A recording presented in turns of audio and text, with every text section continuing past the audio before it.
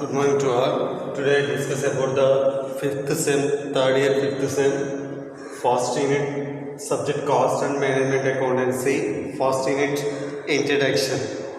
Today we discuss about the topic define cost accounting, give functions and advantages.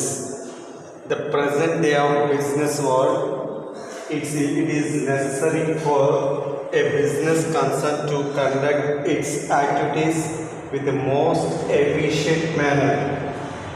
It is also very essential for a manufacturer to know the cost of units, so the management to improve their product and services is possible only when the management knows about. ఈరోజు మనము third year 5th సెమ్లోని cost and management అకౌంటెన్సీలోని first unit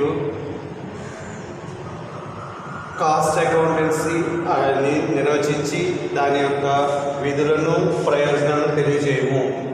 so ప్రస్తుత వ్యాపార ప్రపంచంలో ప్రతి వ్యాపార సంస్థ కొన్ని వ్యవహారాలను కొంత సమర్థవంతంగా నిర్వహించాలి.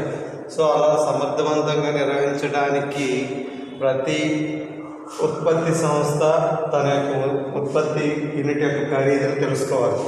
అలా తెలుసుకోవాలంటే కనుక ఆ ఉత్పత్తి ఖరీదు తెలుసుకోవడానికి క్రింది విషయాలని గమనించాలి.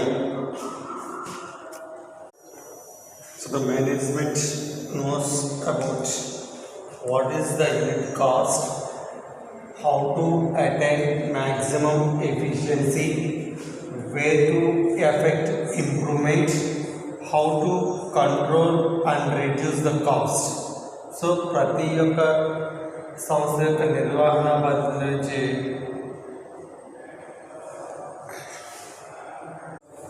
ప్రతి నిర్వహణ సంస్థ తమ యొక్క ఉత్పత్తి సంస్థలోని ఉత్పత్తి ఖరీదును తగ్గించుకుంటూ లాభ సామర్థ్యాన్ని పెంచుకోవాలంటే ముఖ్యంగా ఈ క్రింది 4 విషయాల్ని ప్రతి ఉత్పత్తి సంస్థ తన నిర్వహణ సామర్థ్యాన్ని పెంచుకోవడానికి ఈ క్రింది పద్ధతులను తెలుసుకోవాలి. ముందుగా ఉత్పత్తి యూనిట్ యొక్క ఖరీదు ఎంత, దాన్ని ఏ విధంగా దానిలో సామర్థ్యాన్ని ఎంత ఎక్కువగా ఉత్పత్తి సంస్థలోని సామర్థ్యాన్ని ఎంత ఎక్కువగా ఉపయోగించుకోవాలి, ఆ సామర్థ్యాన్ని ఏ విధంగా పెంచుకోవాలి, అంతేకాకుండా ఒక యూనిట్ యొక్క ఖరీదుని ఏ విధంగా అదుపులో తగ్గించుకోవాలి లేదా కంట్రోల్లో ఉంచుకోవాలి అని తెలియజేయడానికి ప్రతి యాజమాన్యము ఈ క్రింది 4 పద్ధతుల్ని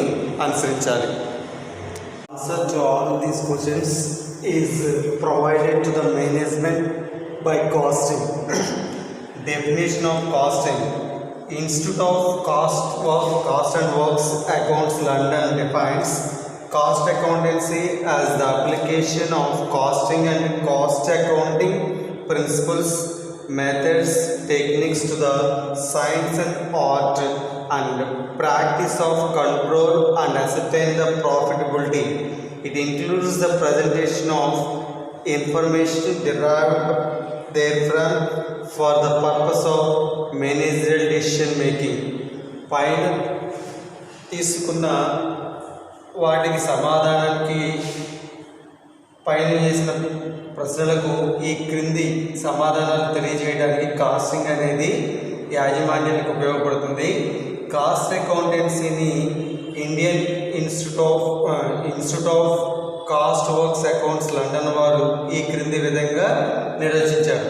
కాస్ట్ అకౌంటెన్సీ అనే ఒక సాధారణమైన application cost accounting principles, costing మరియు కాస్ట్ అకౌంటింగ్ సూత్రాలతో మరియు పద్ధతులతో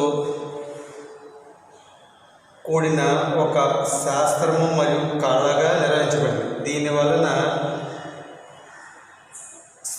వస్తువు యొక్క నిర్వహణ వ్యయమును తగ్గిస్తూ లాభదాయకతను ఏ విధంగా పెంచుకోవాలి అనే విధానాన్ని యాజమాన్యములకు తెలియజేస్తుంది.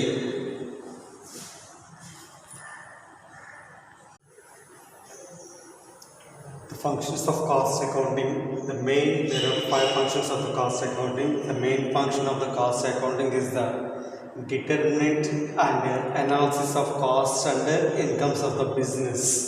The second function of the cost accounting, the object of cost accounting is to maintain cost at the lowest point.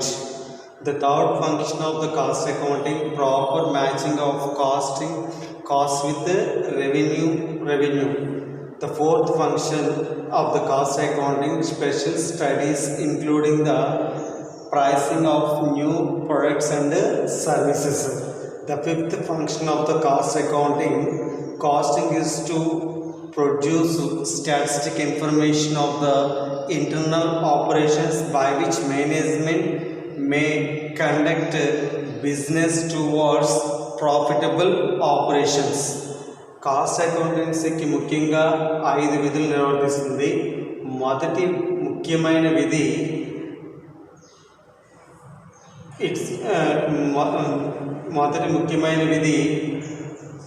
సంస్థ యొక్క వ్యయమును ఆదాయమును, వ్యాపార సంస్థ యొక్క వ్యయమును ఆదాయమును విశ్లేషిస్తుంది.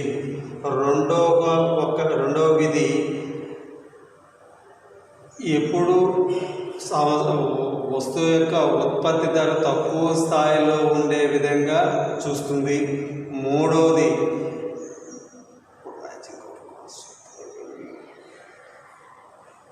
ఆదాయంతో వ్యయములను ఎప్పటికప్పుడు సమ్మేళనం చేస్తుంది.